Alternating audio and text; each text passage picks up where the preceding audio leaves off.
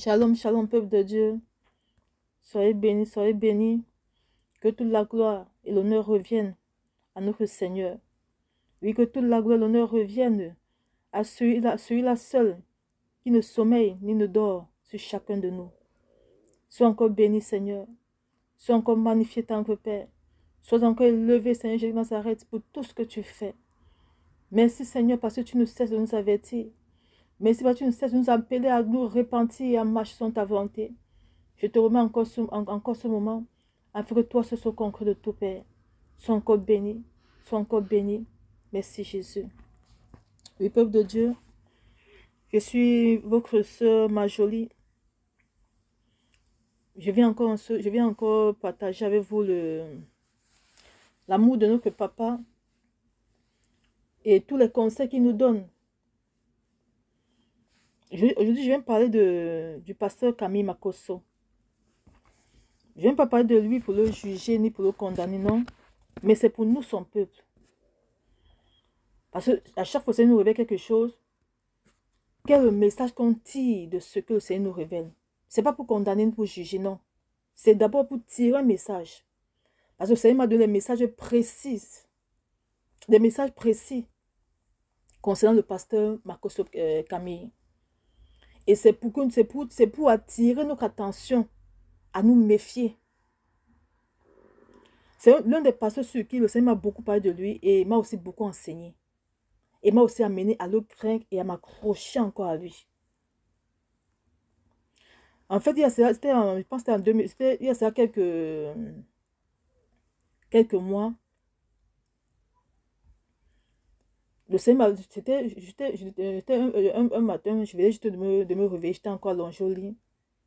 Le Seigneur m'a fait grâce, je l'entends, il me dit, on a prêté à Camille, on a prêté à Camille Makosso toutes ses richesses pour 41 ans de vie. Je répète encore, on lui a prêté toutes ses richesses pour 41 ans de vie. Et une autre fois, dans un songe, le Seigneur me parlait. Camille Makosso, le pasteur Camille Makosso était en train d'évangéliser en pleine église, de prêcher comme d'habitude, faire ses miracles comme d'habitude. Et j'étais là, j'observais. Et j'entends le Seigneur qui me parle, il me dit que tous ceux qui donnent leur dîme chez lui ne seront jamais bénis. Parce qu'il est une terre aride. Je répète encore, tous ceux qui donnent leur dîme chez Camille Makosso ne seront jamais bénis parce qu'il est une terre aride. Après ça, la relation s'est arrêtée. Il m'a aussi fait la grâce méritée de me révéler dans la révélation. Son ex-femme me parlait, me racontait tout ce qu'elle vivait, tout ce que son mari faisait. Mais je ne parlais pas de ça parce qu'elle a décidé, ce n'est plus nécessaire. Mais c'est une femme qui n'était vraiment pas heureuse. Bien aimé, on ne peut pas tromper le Seigneur. Rien ne se cache devant Dieu. S'il veut, il va te faire savoir la pensée de X ou de Z. S'il veut. Alors, le Seigneur nous appelle, bien aimé, à ne pas faire confiance au soi-disant homme de Dieu, au soi-disant certain pasteur, mais à faire confiance à lui seul. Avant de faire confiance à un homme de Dieu, va d'abord te rassurer auprès de lui si c'est son serviteur ou pas. Il dit, on a prêté à Camille Makosso toutes ces richesses que vous voyez là pour 31 ans de vie. Qu'est-ce qu'on en tire de tout ce que le Seigneur révèle, bien-aimé? On en tire que le diable n'est rien du tout. Le diable est un menteur. Il ne te donnera jamais parce que lui-même est vide, il n'a rien du tout. La seule chose qu'il peut te faire, c'est te prêter. Il te prête juste parce que lui-même n'a rien. Il te prête juste. Et lorsqu'il te prête, il prend toute la gloire qui est en toi, il te donne la mort. Tu te vois rempli de bling-bling, des grosses voitures, des grosses villas. Tu es heureux, mais tu es mort. Spirituellement, tu es mort. Et tu ne donnes que la mort à tous ceux qui viennent vers toi. Voilà ce que Camille Makosso est. Ils se vantent de réussir, d'avoir des millions d'abonnés. C'est parce qu'il a vendu son âme pour 31 ans de vie sur cette terre. Il sait quand est-ce qu'il va, quand est-ce il va quitter cette terre. Il sait. Hein. Et s'il écoute ce message, il saura bien que je ne mens pas. Parce que Dieu ne ment pas. Pendant qu'il était en train de signer son pacte, le Seigneur était là, il voyait tout. Lui-même sait quand est-ce qu'il ira. Et là, ce qui m'a encore le plus choqué, c'est qu'une autre fois, le Seigneur me révèle dans la révélation, il causait avec ces deux filles. Ces deux grandes filles, plus grandes. Et il les exhortait à se donner entièrement au Seigneur. Il les exhortait à s'accrocher à Jésus. Donc, et la façon dont il les parlait, il était tellement précis, comme si où il allait, il n'a pu jamais revenir. Il les disait, faites vite, écoutez bien ce que je vous dis. Donc, il était tellement pressé lorsqu'il disait cela, et il était tellement agité. Et dans la révélation, je l'observais, c'est comme si où il partait, il n'avait pu jamais revenir. Donc, il disait la vérité à ses enfants de s'accrocher à Jésus. Et dans la révélation, j'étais surprise. Ça me fait comprendre qu'il connaît la vérité. À la base, ce sont les vrais enfants de Dieu. Mais à cause des bénis, ils ont vendu leur âme. Mais à la base, ils connaissent la vérité. À la base, ils savent que le seul message qu'il faut prêcher au peuple, c'est la sanctification, la repentance et l'intimité avec le Seigneur. Ils connaissent tout ça. Mais comme ils ont vendu leur âme, ils ne peuvent pas vous donner ça, peuple de Dieu. Ils ne peuvent pas vous prêcher la parole qu'il faut. Voilà le problème. Il a vendu son âme pour 31 ans de vie. Et le Seigneur va encore plus un peuple de Dieu. Vous qui écoutez le pasteur Camille Makosso, méfiez-vous. Il dit à vous qui lui donnez vos dîmes. Sachez, ce n'est pas moi que vous le faites. Sachez que vous ne serez jamais bénis parce qu'il est une terre aride, il est une terre morte. Il est une terre qui ne produit aucun fruit. Donc même s'il arrive même que tu aies quelques petits miettes là, ça ne te servira à rien du tout. Parce que tout ce que tu ne reçois pas du Seigneur ne t'amènera nulle part. Tous ceux qui donnent la dîme chez Camille Makosso, le Seigneur vous appelle à vous repentir et à le chercher lui-même. Tous ceux qui ont mis leur confiance sur le pasteur Camille Makosso, repentez-vous et cherchez le Seigneur avant qu'il soit trop tard. Il dit, vous perdez seulement votre temps en s'aimant chez cet homme. Parce qu'il est une terre aride. Vous ne serez jamais bénis. Il est une terre aride. Quelqu'un qui a vendu son âme, la seule chose qu'il te donne, ce n'est que la mort. Il prend la vie qui est en toi pour donner au monde des ténèbres et ce qu'il te donne en retour, c'est la mort. Et comme le peuple aussi est tellement aveuglé, je ne sais pas s'il faut qu'on vous parle en chinois, s'il faut qu'on vous parle, je ne sais pas dans quelle langue vous voulez comprendre. Ça, ce n'est plus l'heure de s'amuser, peuple de Dieu. Ça, c'est l'heure de chercher la face de Dieu, de se repentir et d'aller se ressourcer en lui. Sortez des terres arides.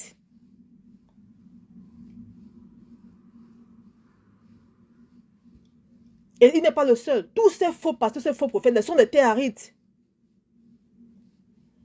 Donc, lorsqu'on fait comprendre que tel pasteur ne vient pas de Dieu, tel pasteur, quand vous-même vous voyez de vos propres yeux, ils ne sont pas de Dieu.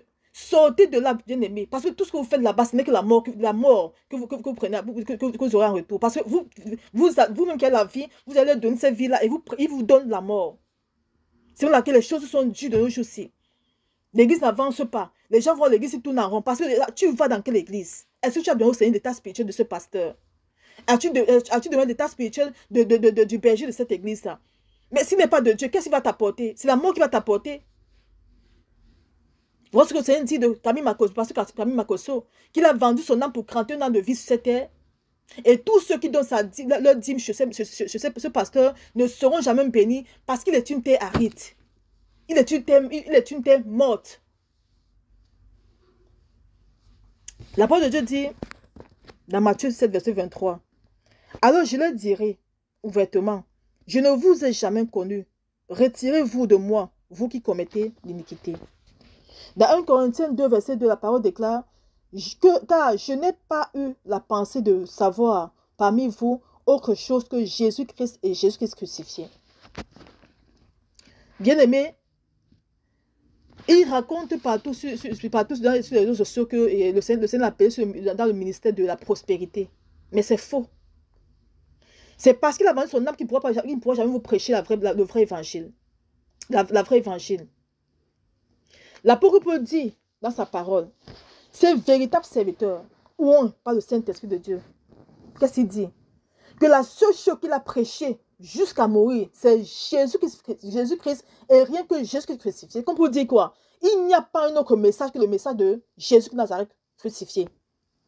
Donc, parce qu'il vient te dire que j'ai eu l'onction pour prêcher, c'est pas ça.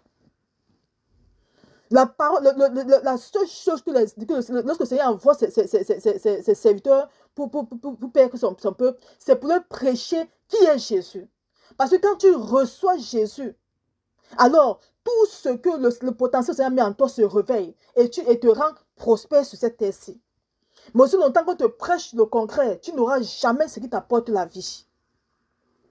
Donc ne soyez pas surpris, peuple de Dieu. Il ne pourra jamais vous prêcher sur la repentance, la sanctification, sur le péché. Il ne pourra jamais vous prêcher ça parce qu'il a vendu son âme.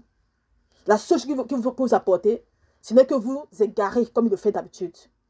Ce n'est que vous parlez de la prospérité, sachant qu'aussi longtemps qu'on te prêche la prospérité, tu n'auras jamais Jésus. Mais pourtant, la parole de Dieu dit, c'est Jésus qui donne la prospérité. Mais on te prêche la prospérité. On ne te prêche pas de quitter le péché. On ne te prêche pas de te sanctifier. On ne te prêche pas d'être amour, de faire du bien autour de toi. Mais on te prêche la prospérité. Comment faire pour devenir riche? Bien aimé, même si tu deviens vraiment riche, la milliardaire de cette terre-ci, que vas-tu faire de ça après ta mort? La seule chose que nous demande, c'est de veiller sur nos âmes. Le Seigneur n'a jamais dit qu'on sera pauvre, non. Le Seigneur n'appelle pas les chrétiens que pauvres, non. Mais le Seigneur appelle ses enfants par tout le monde entier à s'accrocher à lui d'abord. Parce qu'il est la vie. Et l'eau et l'argent l'appartiennent. Et nous sommes sur une terre remplie de sorcellerie et de méchanceté. Alors quand tu t'accroches à Jésus, quel qu'en soit ce que le monde peut faire pour t'empêcher d'avancer, quels qu'en soient les plans des ténèbres, quelles qu'en soient les malédictions, quelles qu'en soient les condamnations, quels qu'en soient les problèmes familiaux, rien ne pourra t'atteindre parce que tu es rempli du Saint-Esprit de Dieu. Alors tout ce qu'il a mis en toi commence à se réveiller. Les talents se réveillent, les dons se réveillent. Et la grâce se peint en toi. Tout ce que tu fais te réussit. Le chrétien appelle aussi à vivre dans de belles voitures. Le chrétien appelle aussi à avoir de belles maisons. Mais tout ça en Jésus de Nazareth. Voilà la différence, peuple de Dieu. Vous courez depuis les richesses. Qu'est-ce qui a changé? Ce ne sont pas les maris de nuit qui vous tourmentent toute la nuit. Ce ne sont pas les sorciers qui vous tourmentent toute la nuit. Pourtant, vous courez chaque fois à chercher la prospérité. Le peuple de Dieu n'a encore rien compris. Courons chercher Jésus de Nazareth. Il dit dans sa parole, de la même façon que tu cours, que tu as l'engouement pour réussir cette terre-ci. De la même façon que tu veux réussir cette terre-ci. Prends cette énergie-là et cherche le Seigneur Jésus de Nazareth ainsi. En le cherchant ainsi, alors il te remplit de toi. Et tout ce qui t'empêchait d'avancer, tout ce qui t'empêchait de prospérer est détruit et tu entres dans ta destinée. Tu entres dans ton mariage, tu entres dans ton travail, tu entres dans tes papiers, tu entres dans tous les projets de bonheur qu'il a formés pour toi. Ce n'est pas un homme qui a formé le projet, ce n'est pas un pasteur qui a formé le projet, c'est Jésus qui a formé les projets. Alors va vers lui, le chercher, afin qu'il donne vie à ces projets en toi. Peuple de Dieu, sortons de l'aveuglement, s'il vous plaît. Sortons de l'aveuglement, peuple de Dieu. Si on est fatigué de tout ce qui se passe autour de nous, si on est fatigué de tourner en haut chaque fois, alors il est temps qu'on sorte de l'aveuglement et qu'on s'accroche à Jésus de Nazareth seul. Avant d'écouter un pasteur, rassure-toi qu'il vient de Dieu. Avant d'aller dans une église, rassure-toi qu'il vient de Dieu. Parce que l'église, c'est toi et c'est moi. À la maison même, tu peux chercher la face de Dieu, tu le trouves. Il se trouve, même chez toi. Mais là, il peut te dire, va dans telle église me servir. Là, c'est lui qui te dit, peuple de Dieu. Ce n'est pas toi qui te lèves couillant pour aller voir dans une église. Non, non, non, non. C'est lui qui te dit, mon fils, va dans telle église. Ou il te dit, reste à la maison me servir. Il t'oriente. Par exemple, lorsque tu es à la maison, le Seigneur t'oriente. Il te donne des temps de jeûne. Il te dit, telle période jeûne. Il t'oriente. Le premier pasteur s'appelle Jésus de Nazareth. Il dit dans sa parole, je suis le pasteur et le gardien de ton âme. C'est-à-dire, la première personne qui t'enseigne, c'est Christ. Alors, cherchons à ce que notre premier pasteur soit l'Éternel des armées, soit Jésus de Nazareth, soit celui-là, ce qui est mort pour nous sur la croix de Golgotha. Bien-aimés, sortons de l'aveuglement. Comme je disais tantôt, il ne peut pas vous prêcher autre chose que la prospérité parce qu'il a vendu son âme pour 31 ans de vie sur cette terre. Mais il ne se fait pas trop tard pour toi, mon frère. Il ne se fait pas trop tard pour toi, pasteur Camille Makosso. Le Seigneur t'aime toujours malgré ça. La seule chose qu'il veut de toi, c'est que tu te répandes sincèrement et que tu reviennes à lui. Parce que tu n'es pas dans ses voies. Tu n'es pas. Même pas à côté. Il veut que tu te répandes tout sincèrement et que tu viennes à lui. Le chemin que tu as pris là, et toi-même tu le sais, ça ne pas le chemin du Seigneur. Et si tu demeures dans ce chemin-là, tu sais que ton âme n'ira pas vers son Créateur, qui n'est que le Seigneur, le Roi des rois, le Tout-Puissant, le Seigneur des Seigneurs, Jésus-Christ de Nazareth. Alors, repentance, repentance, repentance sincère. Et à nous, peuple de Dieu, soyons vigilants et demandons toutes choses au Seigneur. Ne nous levons pas en kouya pour aller dans n'importe quelle église. Ne nous levons pas kouya pour écouter n'importe quel pasteur. Ce temps-ci qui arrive là, c'est un temps où nous devons être accrochés au Seigneur seul. Sauf si le Seigneur nous fait comprendre que tes pasteurs et mon serviteur, alors là tu l'écoutes et tu viens ta parole, tu mets en pratique. Parce que demain, tu ne diras pas que c'est à cause d'un pasteur que tu es allé en enfer. Tu ne diras pas que c'est à cause d'un pasteur que tu as été égaré. Non. Il a laissé la parole, la Bible là est pour tout le monde. Il y a la Bible audio, la Bible sous différentes formes. Donc la parole de Dieu est là pour tout le monde, est accessible pour tout le monde. Prenons toujours la peine de méditer la parole de Dieu. Tout se trouve en lui, en elle, autant pour moi. Tout se trouve dans la parole de Dieu, les peuples de Dieu. Lisons beaucoup la parole de Dieu. Si tu la médites, tu ne seras pas trompé. Si tu la médites, tu ne seras pas béni par qui que ce soit. Parce que tout se trouve en elle. Lisons la parole, peuple de Dieu, afin que notre véritable pasteur nous enseigne lui-même. Il s'appelle le Saint-Esprit de Dieu.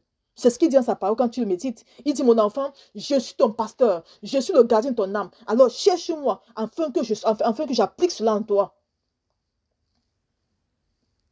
Alors soyons bénis et que toute la gloire soit rendue au Seigneur. Merci tant que Père. Amen.